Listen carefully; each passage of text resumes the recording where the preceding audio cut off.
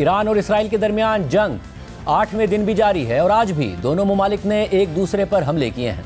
Israeli media के मुताबिक आज एक ईरानी मिसाइल ने इसराइल के शहर बेयरशिबा को निशाना बनाया है, जिसके नतीजे में कई इमारतों को शदीद नुकसान पहुंचा है, जबकि इस मिसाइल हमले के नतीजे में 7 अफराद जख्मी हो गए हैं। जबकि ईरानी ओहदेदारों के मुताबिक ईरान ने बेयरशिबा में इसराइली टेक्नोलॉजी पार्क को निशाना बनाया है, जहाँ पर इसराइल की फौजी तनसीबात वाक़ हैं। इसके अलावा इसराइल के साहिली शहर हाइफा में भी ईरान ने ड्रोन दागे हैं, ताहम इसराइली फ़ौज के मुताबिक उन्हें इंटरसेप्ट कर लिया गया है। इसराइल पर आज होने वाले हमलों की वीडियोस भी सामने आ रही हैं, जिनमें तबाही के मनाजिर देखे जा सकते हैं। जबकि कल ईरानी फोर्सेज ने इसराइल पर हमले में इस्तेमाल होने वाले मिसाइल्स की फुटेज भी रिलीज़ की है, जिसमें देखा जा सकता है कि बड़ी तादाद में ईरानी मिसाइल्स एक नामालूम मकाम से जा रहे हैं। इसी तरह आज ईरान के प्रेस टीवी की जानिब से जारी होने वाली एक वीडियो में देखा जा सकता है कि ईरान ने एक बार फिर इसराइल की जानिब मिसाइल दागे हैं। इसके बाद आज सुबह इसराइली शहर बेयरशिबा के इलाके में एक ईरानी मिसाइल गिरने में कामयाब हो गया और ईरान की प्रेस टीवी के मुताबिक इस एक मिसाइल ने बड़े पैमाने पर तबाही फैलाई है। वीडियो में देखा जा सकता है कि सायरन बज रहे हैं, आग लगी हुई है और धमाके की जगह से धुआं उठ रहा है। इस धमाके की जगह की सीसीटीवी फुटेज भी सामने आई है, जिसमें धमाके से मुतासरा एक इमारत के अंदरूनी मनाजिर देखे जा सकते हैं और ये वीडियो इस वक्त आप अपने सामने स्क्रीन पर देख रहे हैं। वीडियो में ये भी देखा जा सकता है कि कैसे धमाके की शिद्दत से इमारत के शीशे टूट रहे हैं। इसी तरह बेयरशिबा के इस इलाके में होने वाली तबाही की मजीद फुटेजेस भी सामने आई हैं, जिनमें आग और धुएं के साथ तबाही के मनाजिर देखे जा सकते हैं। रॉयटर्स की जानिब से जारी होने वाली वीडियो में हमले के बाद के मनाजिर देखे जा सकते हैं। साथ ही वीडियो में बॉम्ब डिस्पोजल स्क्वाड को धमाके की जगह पर काम करते हुए देखा जा सकता है और मिसाइल धमाके से मुतासरा बिल्डिंग का तबाहाल कंपाउंड नजर आ रहा है। रेस्क्यू ऑपरेशन के दौरान बहुत बड़ी तादाद में तबाहशुदा गाड़ियां देखी जा सकती हैं। ऊपर से लेकर नीचे की मंजिलों तक पूरी बिल्डिंग देखी जा सकती है। इस वीडियो से अंदाज़ा होता है कि कैसे एक ईरानी मिसाइल ने बड़े पैमाने पर तबाही मचाई है। इसी तरह ईरान का एक और मिसाइल इसराइल में मौजूद माइक्रोसॉफ्ट के दफ्तर के करीब गिरता है। इसके अलावा हाइफा में होने वाले ईरानी हमले की वीडियोस भी सामने आई हैं, जिनमें मिसाइल को एक इमारत से टकराते हुए देखा जा सकता है और एक वीडियो में धमाके की जगह से शदीद धुआं भी उठता हुआ नजर आता है। इसके अलावा CNN ने इसराइल में रेस्क्यू एहलकारों के साथ बात की है, जो ईरानी मिसाइल हमलों के बाद मुख्तलिफ इलाकों में रेस्क्यू वर्क करते हैं। इस रिपोर्ट में CNN का रिपोर्टर एक इसराइली शेल्टर के अंदरूनी मनाजिर भी दिखाता है, जो मिसाइल हमलों से बचने के लिए इस्तेमाल होते हैं, और नजर आता है कि किस तरह पूरा मुल्क इस वक्त हाई अलर्ट पर है और नेतन्याहू के जंगी जुनून की वजह से इसराइली आवाम बार बार बंकर्स और शेल्टर्स में जाने पर मजबूर होते हैं ताकि ईरानी हमलों से बच सके। Air raid sirens in Tel Aviv these days can mean only one thing: another barrage of Iranian ballistic missiles. For these soldiers, it also means being ready for what comes next. So like millions of others in Israel right now, we are in a bomb shelter, but we're with the elite rescue unit of the Israeli military. These are the people who are going to be going out and trying to rescue people should any of those ballistic missiles, which are now flying overhead, actually make impact. Minutes later, the team leaders head straight into the command center. Reports of strikes, interceptions, and falling debris are pouring in all at once. Lieutenant Colonel Golan Landsberg needs to make sense of it all and determine whether and where to deploy his team of specialists. Look like either falls in open areas or interception. So right now you're trying to assess whether those two potential impact sites are worth your team going to and providing your expertise. Yeah. By this time, we should have seen all the pictures, movies from scenes, right, or reports on casualties. So even that open source information from social media is being fed into your systems? Oh yeah. Look like. So that's it. This night, it's back to bed. But the next morning isn't nearly as quiet.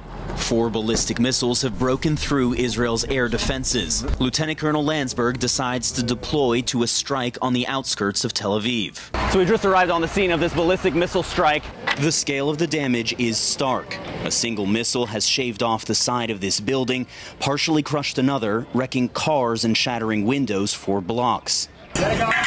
Colonel Landsberg and his team immediately push into the building, going floor by floor, apartment by apartment, searching for casualties and evacuating survivors. Inside the building that was struck, it's easy to see how deadly this attack could have been. The destruction here is just enormous. I mean, it's hard to describe if you weren't to see these pictures. Everything is covered in dust and soot. And this right here is the building's gym, or what once was the gym. But while the people evacuating this building are shaken, they are alive. 5 minutes ago, we finished up scanning the entire building from bottom to top and take every mine. The safe rooms seem to be making your job a lot easier. Oh, yeah, well, they save life, so it's very easy to see that. Right. Safe life, you get in, 99% that you are safe. But as one war spills into another, danger still lies ahead. इसी तरह Israeli channel ILTV की report में Israel के एक शहर में ईरानी हमले से होने वाली तबाही के मनाजिर और नुकसानात की तफसीलात बताई गई हैं। We are currently at one of the impact locations here in Ramat Gan. You can just see the absolute devastation. Actually, you have to wear protective gear here in case something from one of these buildings actually falls down. We're going to walk down this pathway. Right now, you can see nearly all of the vehicles here completely destroyed. All of the debris fell on top of it. This is where the impact actually happened from this ballistic missile sent from Iran last night. If you come and follow me this way, you'll just be able to see this building here completely devastated, nearly the entire top of the floor collapsing into itself. It looks like an absolute war zone in this area of Ramat Gan. We're hearing that one of the females in this building actually died from her injuries that she sustained inside and from this ballistic missile. दूसरी तरफ Israel ने भी आज Iran में मुख्तलिफ हमले किए हैं। इसराइली मीडिया के मुताबिक आज तेहरान में एक इमारत पर हमला किया गया है, जिसके नतीजे में एक ईरानी जौहरी साइंसदान शहीद हो गए हैं, मगर इन दावों की अभी तक ऑफिशियल तस्दीक नहीं हो सकी है। जबकि ईरानी वजारत सेहत के मुताबिक इसराइल ने तेहरान में एक और अस्पताल को निशाना बनाया है। जबकि इसराइली मीडिया के मुताबिक इसराइली फ़िज़ाइया ने गुज़िश्ता रात ईरान में मुख्तलिफ दिफाई अहदाफ और न्यूक्लियर रिसर्च साइट्स को निशाना बनाया है। इसराइल के मुताबिक इन हमलों में 60 जंगी तैयारों ने हिस्सा लिया और ईरान के अंदर मिसाइल प्रोडक्शन साइट्स, ईरानी न्यूक्लियर प्रोजेक्ट हेडक्वार्टर्स और बैलिस्टिक मिसाइल लॉन्चर्स समेत कई अहदाफ को निशाना बनाया गया है। ईरान पर होने वाले इसराइली हमलों की वीडियोस भी सामने आई हैं। एक वीडियो में देखा जा सकता है कि बड़ी तादाद में मिसाइल्स ईरानी हुदूद में दाखिल हो रहे हैं, जबकि एक और वीडियो में देखा जा सकता है कि कैसे ईरानी दिफाई निज़ाम ने इसराइली मिसाइल्स को इंटरसेप्ट किया है। जबकि इसराइली फ़ौज ने ईरान पर हमले की एक ड्रोन वीडियो भी रिलीज़ की है, जिसमें मुख्तलिफ ईरानी दिफाई मशीनरी को निशाना बनते देखा जा सकता है। इसके अलावा ईरानी मीडिया की जानिब से जारी की गई एक तस्वीर में देखा जा सकता है कि कैसे इसराइली ड्रोन्स ने तेहरान में एक रिहायशी इलाके को निशाना बनाया है। ये तस्वीर आप इस वक्त अपनी स्क्रीन पर देख सकते हैं। जबकि ईरान के प्रेस टीवी की जानिब से जारी होने वाली एक वीडियो जो इस वक्त आपकी स्क्रीन पर मौजूद है, इस वीडियो में देखा जा सकता है कि कैसे तेहरान में मौजूद रिहायशी इलाके में इसराइल ने एक इमारत को निशाना बनाया है। वीडियो में इमारत के अंदर और बाहर तबाही के मनाजिर देखे जा सकते हैं। इस सारी सूरत हाल में आज ईरान में जुमे की नमाज के बाद लोगों की एक बड़ी तादाद इसराइली जारियत के खिलाफ सड़कों पर निकल आई और तेहरान और शिराज समेत ईरान के मुख्तलिफ शहरों से हज़ारों अफराद ईरान की हुकूमत से इज़हार यकजहती के लिए सड़कों पर निकल आए। उन लोगों के हाथों में ईरानी झंडों के साथ साथ ईरानी सुप्रीम लीडर आयतुल्ला खामनाई और इमाम खुमैनी की तस्वीर थीं। इस सारी सूरत हाल में ईरानी सदर मसूद पेज़ेश्कियान का भी एक अहम बयान है। ईरानी सदर ने एक्स पर पोस्ट करते हुए लिखा है कि हमने हमेशा अमन चाहा है, लेकिन मौजूदा सूरत हाल में इस मुसल्लत करदा जंग के खात्मे का वाहिद रास्ता दुश्मन की जारियत का गैर मशरूत खात्मा और सहूनी दहशत गर्दों के एडवेंचर्स को हमेशा के लिए ख़त्म करने की यकीनी ज़मानत होगी, वरना दुश्मन के लिए हमारा जवाब ज़्यादा सख्त और ज़्यादा पछतावे का बाइस बनेगा। जबकि आज ईरानी वज़ीर ख़ारजा अब्बास इराक़ची ने अक़वाम मुत्तहिदा की इंसानी हुकूक काउंसिल के इजलास से खिताब करते हुए कहा कि हम पर एक नाइंसाफ़ी पर मबनी जंग मुसल्लत की गई है। इसराइल की जानिब से जौहरी तंसीबात पर हमले जंगी जराइम हैं। A peace-loving nation inheriting one of the most ancient civilizations. Iran एक अमन पसंद कौम है और दुनिया की कदीम तरीन तहजीबों में से एक है, जिसने इंसानी तहजीब में एक बहुत बड़ा किरदार अदा किया है। आज 10 करोड़ आवाम की इस कौम को एक ऐसी रजीम की जानिब से इश्तियाल अंगेज़ी और जारहियत का सामना है जो फ़लस्तीन में गुज़श्ता 2 बरसों से भयानक नस्लकुशी कर रही है और पड़ोसी ममालिक की ज़मीनों पर कब्ज़े कर रही है। ख़वातीन व हज़रात, मैं आज इस मोतबर फोरम के सामने आप सबको आपकी कानूनी और अखलाकी जिम्मेदारी की याद दहानी कराने के लिए मौजूद हूँ। ह्यूमन राइट्स काउंसिल के हर रुकन और ऑब्जर्वर को इस नाइंसाफ़ी के खिलाफ खड़ा होना होगा। इसराइल ने ईरान पर बिला इश्तियाल जारहियत का आगाज़ कर दिया है, जो अक़वाम मुत्तहिदा के चार्टर की खिलाफ वर्जी है और उन तमाम उसूलों के खिलाफ है जिनकी पासदारी के लिए ये ह्यूमन राइट्स काउंसिल बनाई गई है। ये एक नाइंसाफ़ी पर मबनी जंग है जिसे 13 जून को जुमे की सुबह से हमारे अवाम पर मुसल्लत कर दिया गया है, जब इसराइल ने गैर कानूनी और मुजरिमाना ऑपरेशंस के जरिए ऑफ ड्यूटी मिलिट्री अफसरान, यूनिवर्सिटी प्रोफेसर्स और आम लोगों को मार डाला। सैकड़ों ईरानी इन इसराइली हमलों में मारे जा चुके हैं या ज़ख्मी हैं, और इसराइल ने अपने दहशतगर्दाना हमलों में रिहायशी इलाकों, पब्लिक इंफ्रास्ट्रक्चर, अस्पतालों, हेल्थ सेंटर्स और वजारत खारजा तक को निशाना बनाया है। Hospitals, health centers, and of course the foreign ministry. Our peaceful nuclear facilities have also हमारी पुरअमन न्यूक्लियर तंसीबात पर हमला कर दिया है, हालांकि वो इंटरनेशनल एटॉमिक एनर्जी एजेंसी की मुकम्मल मॉनिटरिंग में है, और इसराइल ने ये इस सब के बावजूद किया कि बैनुल अक़वामी क़वानीन के तहत ऐसी जगहों पर हमले करना गैर कानूनी है। इसराइल की तरफ से न्यूक्लियर तंसीबात पर हमले जंगी जराइम हैं। इन हमलों से माहौलियाती और सेहत के हवाले से तबाहकुन असरात हो सकते हैं, क्योंकि ताबकारी मवाद के लीक होने का खतरा होता है। जनाब सदर, ईरान अक़वाम मुत्तहिदा के बानी रुकन की हैसियत से आप सबसे ये तवक्को करता है कि आप इंसाफ, कानून की हुक्मरानी और बुनियादी इंसानियत के उसूलों और अखलाकियात के लिए खड़े होंगे। ईरान पर इस वक्त इसराइल की तरफ से बेरहमाना जारहियत हो रही है, और ये एक ऐसी वाशगाफ हकीकत है कि इसराइल को इन हक़ाइक़ को मस्ख़ करने की इजाज़त नहीं देनी चाहिए। This is crystal clear fact must not be allowed to be twisted upside down by Israel and its backers. इसके अलावा ईरानी वज़ीर ख़ारजा अब्बास इराक़ची की जेनेवा में बरतानिया, फ्रांस और जर्मनी के वज़राए ख़ारजा और यूरोपीय यूनियन के आला नुमाइंदे से मुलाकात भी हुई है। इससे पहले व्हाइट हाउस की तर्जुमान कैरोलाइन लेविट ने अमरीकी सदर ट्रंप का एक पैगाम पढ़कर सुनाया था और कहा था कि सदर ट्रंप ने कहा है कि वो ईरान से मुताल्लिक अपना फैसला 2 हफ्तों में करेंगे। Regarding the ongoing situation in Iran, I know there has been a lot of speculation amongst all of you in the media regarding the president's decision making and whether or not the United States will be directly involved.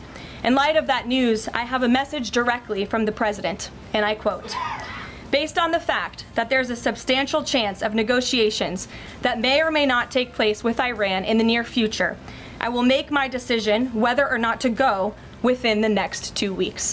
That's a quote directly from the president for all of you today. Israeli वज़ीर आज़म Netanyahu ने 13 जून को Iran के nuclear programme को ख़त्म करने के दावे के साथ ईरान पर हमलों का आगाज़ कर दिया था, जो 8 दिन बाद अब भी जारी हैं। इन हमलों में इसराइल ने ईरान की आला अस्करी क़यादत और जौहरी साइंसदानों समेत ईरान के अहम जौहरी तंसीबात को निशाना बनाया है, जिनमें नतंस और इस्फहान समेत खुंदाब की न्यूक्लियर तंसीबात शामिल हैं। और रिपोर्ट्स के मुताबिक इसराइली हमलों से इन तंसीबात को काफ़ी नुकसान भी पहुँचा है, लेकिन इसके बावजूद इसराइल ईरान के जौहरी प्रोग्राम को ख़त्म करने में नाकाम रहा है, क्योंकि वो ईरान के सबसे अहम फुर्दो न्यूक्लियर प्लांट को नुकसान नहीं पहुंचा सका है। इस सारी सूरत हाल में इसराइल की कोशिश है कि अमेरिका इस जंग में शामिल हो जाए, क्योंकि उसे ईरान के न्यूक्लियर प्रोग्राम को ख़त्म करने के अपने मकासद हासिल करने के लिए अमेरिका के अहम हथियारों और तैयारों की ज़रूरत है। जबकि अमेरिका ने भी इसराइल के हमलों के बाद से मशरिक़ वुस्ता में अपनी फ़ौजी मौजूदगी में इजाफा कर दिया है। यानी एक तरफ ट्रंप कह रहे हैं कि वो 2 हफ्ते लेंगे, मगर ये डेवलपमेंट्स भी साथ साथ हो रही हैं। पहले अमेरिका का एक अहम एयरक्राफ्ट कैरियर यूरोप की तरफ मोड़ दिया गया, जहां से अमरीकी जंगी जहाज़ आसानी के साथ ईरान की जानिब जा सकते हैं। इसके अलावा तकरीबन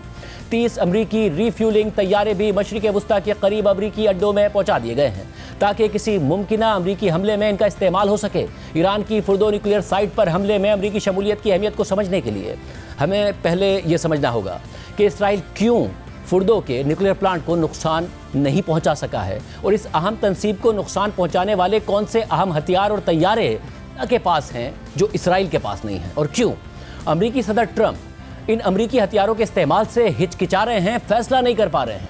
अल जज़ीरा की रिपोर्ट के मुताबिक फुर्दो की इस तंसीब को शुरू में ईरान की पासदाराने इनक़िलाब के लिए एक फ़ौजी अड्डे के तौर पर बनाया गया था। ये मकाम ईरान के कुम शहर से 30 किलोमीटर शुमाल मशरिक़ की तरफ वाक़ है, और बताया जाता है कि ये फैसिलिटी पहाड़ के अंदर सैकड़ों मीटर गहराई में वाक़ है।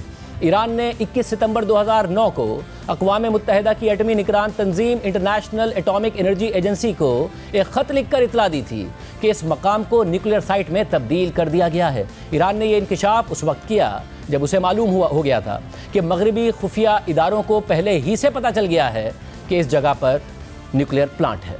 जबकि दी गार्डियन के मुताबिक ईरान ने फुर्दो में यूरेनियम अफजोदगी का प्लांट ज़मीन के अंदर गहराई में इसलिए बनाया ताकि उसे फिजाई हमलों से बचाया जा सके, क्योंकि 1981 में इसराइल ने इराक में बगदाद के करीब एक न्यूक्लियर प्लांट पर बमबारी की थी जो ज़मीन के ऊपर बनाया गया था। ईरान के इस अहम न्यूक्लियर प्लांट की ज़ेरे ज़मीन तामीर 2005 में शुरू हुई थी और उस वक्त आप अपनी स्क्रीन पर इस वक्त सैटेलाइट तस्वीर से देख सकते हैं कि 25 मार्च 2005 तक इस पहाड़ी पर 2 बिल्डिंग्स ज़मीन से ऊपर नज़र आ रही हैं, जबकि अगली तस्वीर जो कि 20 साल बाद 19 मार्च 2025 को ली गई है, उसमें देखा जा सकता है कि 2 इमारतों की बजाय एक ज़ेरे ज़मीन तनसीब का रास्ता बना हुआ दिखाई देता है, यानी ये तनसीब ज़ेरे ज़मीन मुंतकिल कर दी गई है। फुर्दो ईरान की महफूज तनसीब समझी जाती है और पहाड़ के अंदर गहराई में होने की वजह से इसराइली हमलों से अब तक कोई नुकसान नहीं पहुंच सका है। द गार्डियन ने अपनी रिपोर्ट में मजीद लिखा है कि सिर्फ अमेरिका के पास ऐसा ताकतवर बॉम्ब मौजूद है जो शायद फुर्दो जैसे न्यूक्लियर प्लांट को तबाह कर सकता है। अमेरिका के पास इस बॉम्ब को GBU-57 या मैसिव ऑर्डिनेंस पेनिट्रेटर कहा जाता है। ये बॉम्ब तकरीबन 6 मीटर यानी 20 फीट लंबा है और इसका वजन 30,000 पाउंड यानी तकरीबन 13,600 किलोग्राम है और सिर्फ B-2 बमबार तैयारा ही इस बॉम्ब को ले जाने की सलाहियत रखता है और ये तैयारे भी सिर्फ अमेरिका ही के पास हैं। इसी तरह न्यूयॉर्क टाइम्स के मुताबिक इस बॉम्ब को बंकर बस्टर के नाम से भी जाना जाता है, क्योंकि इसे बंकर या ज़ेरे ज़मीन इंतहाई महफूज तनसीब में रखे गए हथियारों को तबाह करने के लिए बनाया गया है और इस बॉम्ब को फिजा से दागा जाने वाला ऐसा हथियार माना जाता है जो ऐसी साइट्स को तबाह कर सकता है। इस बॉम्ब में काफ़ी मोटा स्टील का खोल होता है और फटने से पहले मट्टी, चट्टान और कंक्रीट से गुजरते हुए इस बॉम्ब का भारी खोल बारूदी मवाद को इंटैक्ट रखने में मदद देता है, यानी गहराई में जाने तक फटने से महफूज रखता है, क्योंकि आमतौर पर कोई भी बॉम्ब ज़मीन से टकराते ही फट जाता है। मगर इस बॉम्ब की खासियत यह है कि यह अपने टारगेट पर लगने के बाद तकरीबन 60 फीट तक किसी भी इमारत या ढांचे को चीरने के बाद जाकर फटता है, जिससे बंकर या ज़ेरे ज़मीन तनसीब को अंदर से तबाह किया जा सकता है। मगर क्योंकि फुर्दो का न्यूक्लियर प्लांट तकरीबन 300 फीट की गहराई में बना हुआ है, इसलिए माहिरीन के मुताबिक इस जगह को मुकम्मल तौर पर तबाह करने के लिए मुतादिद बॉम्ब गिराने की ज़रूरत है। लेकिन इसके बावजूद ये यकीनी तौर पर नहीं कहा जा सकता कि इससे फुर्दो का न्यूक्लियर प्लांट मुकम्मल तौर पर तबाह होगा या नहीं। अमेरिका का ये ख़तरनाक बॉम्ब कैसे काम करता है, इस हवाले से CNN ने भी बताया। इसके अलावा न्यूयॉर्क टाइम्स की 2019 की एक रिपोर्ट के मुताबिक तकरीबन 1 दहाई पहले पेंटागन ने फुर्दो के प्लांट का एक मॉडल तैयार किया था और इस मॉडल पर 30,000 पाउंड वजनी बॉम्ब से तजर्बाती हमला किया गया था। यह हमला इंतहाई खुफिया तौर पर रिकॉर्ड किया गया था और बाद में सदर ओबामा के दौर में अमरीकी वजीर दिफा लियोन पेनिटा ने इस तजर्बे की वीडियो साबिक इसराइली वजीर आज़म इहूद बाराक को भी दिखाई थी। न्यूयॉर्क टाइम्स की रिपोर्ट के मुताबिक बॉम्ब ने सहरा में बनाए गए एक फुर्दो के मॉडल को मुकम्मल तौर पर तबाह कर दिया था, जबकि गार्डियन के मुताबिक गुज़िश्ता दहाई के वस्त तक समझा जाता था कि अमेरिका के पास सिर्फ 20 ऐसे बॉम्ब थे, लेकिन हालिया अंदाजे बताते हैं कि अब इनकी तादाद ज़्यादा हो चुकी है। अहम बात यह है कि इन बॉम्ब्स को सिर्फ अमेरिका के B-2 बमबार तैयारे कैरी कर सकते हैं और हालिया दिनों में अमेरिका के फौजी एसिड्स की मूवमेंट भी हुई है, जिससे ये इशारे मिलते हैं कि शायद अमेरिका जल्द ही ईरान के फुर्दो न्यूक्लियर प्लांट को निशाना बना सकता है। इस हवाले से गार्डियन ने मजीद लिखा है कि बगैर रिफ्यूलिंग के अमेरिका के B-2 बमबार तैयारों की परवाज की हद तकरीबन 6000 मील है, लेकिन ये आमतौर पर चंद खास हवाई अड्डों से ही उड़ सकते हैं। अमेरिका में व्हाइटमैन बेस, बरतानिया में फेयरफोर्ड बेस और इंडियन ओशन में वाक़े जजीरे डिएगो गार्सिया में अमरीकी फौजी अड्डे से ही ये तैयारे आमतौर पर उड़ते हैं। डिएगो गार्सिया का ये अड्डा बरतानिया ने मॉरिशस से लीज पर लेकर अमेरिका को दिया हुआ है। गुज़िश्ता साल अक्टूबर में B-2 बमबार तैयारों ने अमरीकी बेस व्हाइटमैन से उड़कर तकरीबन 8000 मील दूर यमन में होसी बागियों के 5 ज़ेरे ज़मीन हथियारों के मराकज़ पर हमला किया था।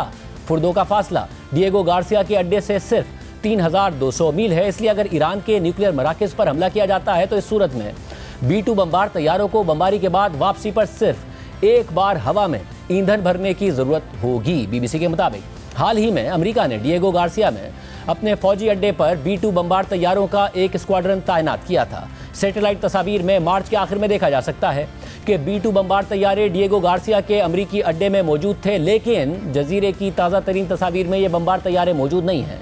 इस सारी सूरत हाल में अब भी इस कार्रवाई में अमरीकी शमूलियत गैर यकीनी का शिकार है। ये खबरें भी हैं कि हमले की पेचीदगी और मुमकिन नाकामी के खौफ से अमरीकी सदर ट्रंप हमले में हिस्सा लेने से हिचकिचा रहे हैं। द गार्डियन की रिपोर्ट के मुताबिक अमरीकी सदर ट्रंप की बातचीत से वाकिफ मुतादिद अफराद ने बताया है कि ट्रंप ने अमरीकी दिफाई हुक्काम से कहा है कि अमरीका को ईरान पर हमला सिर्फ उस सूरत में करना चाहिए जब उन्हें यह मुकम्मल यकीन हो कि बंकर बस्टर बॉम्ब फुर्दो के न्यूक्लियर प्लांट को मुकम्मल तौर पर तबाह कर सकते हैं, जबकि अमेरिकी दिफाई हुकाम ने ट्रंप को बताया कि अगर 30,000 पाउंड वजनी बंकर बस्टर बॉम्ब गिराया जाएगा तो इससे फुर्दो को मौसर तरीके से ख़त्म किया जा सकता है। लेकिन इन ज़राए के मुताबिक ट्रंप अभी भी इस बात से पूरी तरह कायल नज़र नहीं आते और इसलिए उन्होंने ताहाल हमले की मंजूरी नहीं दी है। वो इस उम्मीद में भी हैं कि अमरीकी मुदाखलत की धमकी से ही ईरान शायद मुज़ाकरात की मेज़ पर आ जाए।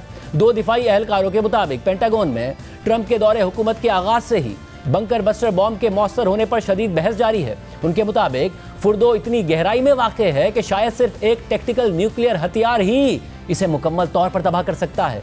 मगर इस मामले से वाकिफ 2 अफराद के मुताबिक सदर ट्रंप फुर्दो पर टेक्टिकल न्यूक्लियर हथियार इस्तेमाल करने पर गौर नहीं कर रहे और ना ही ये ऑप्शन अमरीकी वजीर दिफा पीट हेगसेट और chairman joint chiefs of staff general Dan Caine ने व्हाइट हाउस के सिचुएशन रूम में होने वाली मीटिंग्स में पेश किया है। ताहम जिन दिफाई हुकाम को ब्रीफिंग दी गई उन्हें बताया गया कि अगर बंकर बस्टर बॉम्ब जैसे रिवायती यानी नॉन न्यूक्लियर बॉम्ब इस्तेमाल भी किए जाएं तो भी ये बॉम्ब ज़मीन के इतने अंदर नहीं पहुंच सकते जहां ईरान का फुर्दो का न्यूक्लियर प्लांट वाक़ है और ये बॉम्ब सिर्फ इतना नुकसान ही पहुंचा सकते हैं कि वहां सुरंगें बैठ जाएं और वो जगह मलबे तले दब जाए, लेकिन ये बॉम्ब पूरी तनसीब को तबाह नहीं कर सकते। अमरीकी दिफाई हुकाम को मजीद बताया गया कि फुर्दो न्यूक्लियर प्लांट को मुकम्मल तौर पर तबाह करने के लिए अमरीका को पहले रिवायती बॉम्ब से ज़मीन को नरम करना होगा और फिर आखिर में B-2 बम्बार्ड तैयारे के जरिए एक टेक्टिकल न्यूक्लियर हथियार गिराना पड़ेगा। ये assessments defence threat reduction agency ने की थी, जो कि अमरीकी महकमा दिफा का एक इदारा है।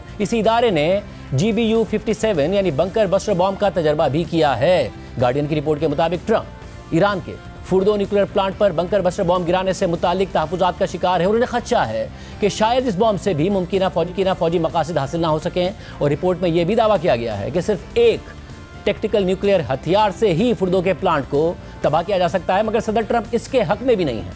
बरतानवी अखबार द गार्डियन अपनी रिपोर्ट में यह कह रहा है, लेकिन फॉक्स न्यूज़ ने अमरीकी फ़ौज के एक टॉप ऑफिशियल का हवाला देते हुए बताया है कि सदर ट्रंप ने कोई ऑप्शन मुस्तरद नहीं किया है। Hey Martha, there have been a lot of headlines this आज बहुत सी हेडलाइंस सामने आई हैं, जिनमें से एक गार्जियन अखबार की भी है, जिसमें दावा किया गया है कि अमरीकी मिलिट्री को इस बात पर शक है कि आया बंकर बस्टर बम के हमले से मकासद हासिल हो पाएंगे या नहीं। और ये भी दावा किया गया था कि सिर्फ टैक्टिकल न्यूक्लियर वेपन ही फुर्दो के न्यूक्लियर प्लांट को खत्म कर सकता है। गार्जियन की खबर में ये भी कहा गया है कि सदर ट्रंप टैक्टिकल न्यूक्लियर वेपन के ऑप्शन के हक में नहीं, मगर मुझे अभी टॉप ऑफिशियल ने बताया है कि गार्जियन की रिपोर्ट में बयान की गई कोई बात दुरुस्त नहीं है और कोई ऐसा ऑप्शन नहीं है जिसे सदर ट्रंप ने मुस्तरद कर दिया हो। और अमरीकी फौज बहुत पुरएतमाद है कि बंकर बस्टर बम से ईरान की फुर्दो न्यूक्लियर तंसीब को तबाह कर दिया जाएगा। वाज़ेह रहे कि टेक्टिकल न्यूक्लियर हथियार छोटे पैमाने के एटमी हथियार होते हैं जो किसी शहर या मुल्क पर इस्तेमाल होने वाले स्ट्रेटेजिक न्यूक्लियर हथियारों के बरक्स सिर्फ मखसूस फौजी अहदाफ जैसे बंकर या फौजी अड्डे को निशाना बनाने के लिए इस्तेमाल किए जाते हैं और इनके धमाके के असरात एक महदूद इलाके पर होते हैं। टेक्टिकल न्यूक्लियर हथियार स्ट्रेटेजिक न्यूक्लियर हथियारों से कम ताकतवर होते हैं, मगर ये फिर भी काफ़ी ख़तरनाक होते हैं।